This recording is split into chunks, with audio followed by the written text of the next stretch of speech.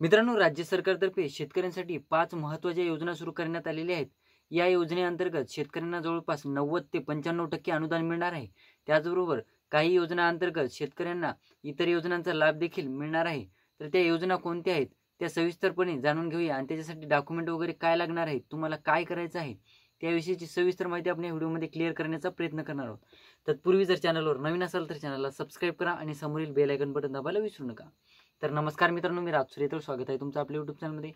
तर मित्रांनो, राज्य सरकारतर्फे शेतकऱ्यांसाठी काही महत्त्वाच्या योजना सुरू करण्यात आलेल्या आहेत, ज्या अंतर्गत शेतकऱ्यांना महत्त्वाचा फायदा होणार आहे. तर त्या योजना कोणत्या आहेत, त्याचबरोबर कोणत्या शेतकऱ्यांना, कोणत्या कास्टतील शेतकऱ्यांना किंवा सरसकट शेतकऱ्यांना याचा फायदा होणार आहे काय, ते देखील समोर व्हिडिओमध्ये जाणून घेणार आहोत.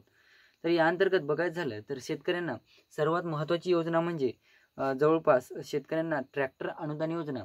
तर जे अत्यल्प भूधारक शेतकरी आहेत अशा शेतकऱ्यांसाठी, त्याचबरोबर जे SC कॅटेगरीचे शेतकरी आहेत अशा शेतकऱ्यांसाठी 90% ते 95% अनुदानावर ट्रॅक्टर योजना सुरू करण्यात आलेली आहे. या अंतर्गत जवळपास जे शेतकरी पात्र असतील त्या शेतकऱ्यांना या 90% अनुदानावर म्हणजे जवळपास 5 लाख रुपयाचं अनुदान याच्यासाठी सरकार देत आहे. तर या अंतर्गत शेतकऱ्यांना मिनी ट्रॅक्टर योजनेअंतर्गत शेतकऱ्यांना हे ट्रॅक्टर मिळणार आहे. त्यानंतर पुढची योजना म्हणजे PM कृषी सिंचन योजना. या योजनेअंतर्गत सरकारचा हेतू आहे की जास्तीत जास्त उत्पन्न व्हायला पाहिजे आणि कमीत कमी पाणी लागायला पाहिजे, म्हणजे कमी पाण्यामध्ये जास्त उत्पादन शेतकऱ्यांना काढण्यासाठी सरकारतर्फे जवळपास तुषार सिंचन आणि ठिबक सिंचन ही योजना MHA-DBT अंतर्गत अर्ज भरून घेतले जातात. या अंतर्गत शेतकऱ्यांना जे जवळपास 15 ते 20%, काही शेतकऱ्यांना 80% याप्रमाणे अनुदान दिलं जातं. तर याच्यामध्ये SC ST कॅटेगरी असो की कोणतीही कॅटेगरी असो, अर्ज सर्वच शेतकऱ्यांना भरता येत असतात. तर तुम्हाला देखील या योजनेचा फायदा घ्यायचा असेल, लाभ घ्यायचा असेल, तर तुम्हाला MHA-DBT पोर्टलवर जाऊन तुम्हाला यासाठी अर्ज करायचा आहे. त्यानंतर पुढची योजना म्हणजे एक शेतकरी एक DP योजना.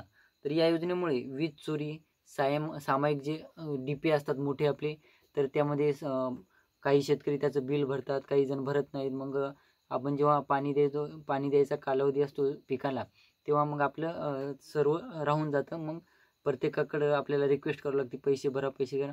तर याचा सगळ्याचा कंटाळा करून आता सध्या एक शेतकरी एक DP या योजनेअंतर्गत तुमची जिथे विहीर आहे तिथे तुम्हाला तुमचा सेपरेट DP दिला जाईल. आणि जवळपास म्हणजे ओपन कॅटेगरीचे जर तुम्ही शेतकरी असाल तर तुम्हाला 7,000 पर HP असं अनुदान म्हणजे हे भरावे लागणार आहे. आणि वरचा खर्च जो लागेल ते शासन भरणार आहे. त्यानंतर तुम्ही जर SC ST कॅटेगरीमधून असाल तर तुम्हाला जवळपास 5,000 रुपये भरायचे आहे आणि जो इतर खर्च तुम्हाला लागणार आहे तो शासन भरणार आहे.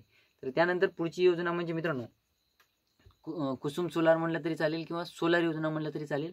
तर या योजनेअंतर्गत शेतकऱ्यांना दिवसा वीज म्हणजे जे आपली इलेक्ट्रिसिटी असते तिचा वाट न बघता तुम्हाला दिवसा उन्हावर तुमची मोटर वगैरे चालू शकते, सोलारवर तुमची मोटर चालू शकते, तुमचं भिजवण वगैरे होऊ शकते. यासाठी सरकारतर्फे जवळपास सरकारतर्फे ही योजना सुरू करण्यात आलेली आहे. याच्या अंतर्गत 95% अनुदान सरकार देते आणि तुम्हाला 5% रक्कम ही स्वतः भरावी लागते.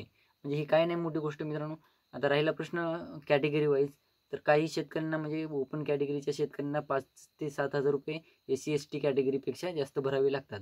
तर या अंतर्गत मित्रांनो तुमचं भिजवण राहत नाही, तुम्हाला DPचा वगैरे त्रास होणार नाही. तुम्हाला दिवसा सिंचन म्हणजे दिवसा सिंचन योजनेअंतर्गत तुम्हाला दिवसा भिजवण वगैरे होऊन रात्रीला निवांत झोपता येतं. तर मित्रांनो सर्वात महत्त्वाचं म्हणजे आता शेतीसाठी जी इलेक्ट्रिसिटी येते ती बंद करण्याच्या मार्गावर सरकार आहे. त्यामुळं तुम्हाला प्रत्येक शेतकऱ्याला विहिरीवर सोलार बसवणं चालू आहे. म्हणजे हे सोलार जर कंप्लीट झालं प्रत्येक शेतकऱ्यांसाठी की मग इलेक्ट्रिसिटी बंद करायची, मग सिंगल पीस फक्त गावापुरती ठेवायची, असा विचार सरकारचा आहे. तर ह्या होत्या काही योजना मित्रांनो. त्यानंतर सर्वात महत्त्वाची योजना म्हणजे फार्मर ID किंवा किसान ओळखपत्र म्हटलं तरी चालेल. तर मित्रांनो ही देखील महत्त्वाची योजना आहे. आता किसान ओळखपत्र काढताना तुम्हाला सर्वात महत्त्वाची काळजी घ्यायची आहे ती म्हणजे तुमचं किसान ओळखपत्र काढल्याच्यानंतर तुम्हाला जिथून तुम्ही काढलेलं आहे तिथून तुम्हाला पावती घ्यायची आहे. त्या पावतीवर तुमचा फोटो येणार, तुमचा गट नंबर येणार, ते व्यवस्थित आहेत का, तुमचं इंग्लिशमध्ये आणि मराठीमध्ये नाव मॅच झाले का ते देखील बघायचं आहे. आता तुम्हाला सांगतो काही जण फार्मर ID काढत आहेत, तर काही जण छोटीशी एक पावती देत आहेत, त्याच्यामध्ये फक्त तुमचा जे एक नंबर यायला आहे एनरोलमेंट नंबर म्हणून, तेवढीच पावती देत आहेत. तेवढी पावतीवर समाधान मानायचं नाही मित्रांनो. तुम्हाला मोठी पावती घ्यायची आहे, जेणेकरून तुमचं गट नंबर व्यवस्थित टाकलेत की नाही, कारण त्याच्यामध्ये नंतर दुरुस्तीचा ऑप्शन नाही. त्यामुळे तुम्हाला व्यवस्थितरित्या बघून घ्यायचं आहे पावती वगैरे, फोटो वगैरे, तरच पावती घ्यायची आहे. तर व्हिडिओ आवडला असेल मित्रांनो, चॅनलला सबस्क्राईब करा आणि समोरील बेल आयकॉन बटन दाबायला विसरू नका. धन्यवाद.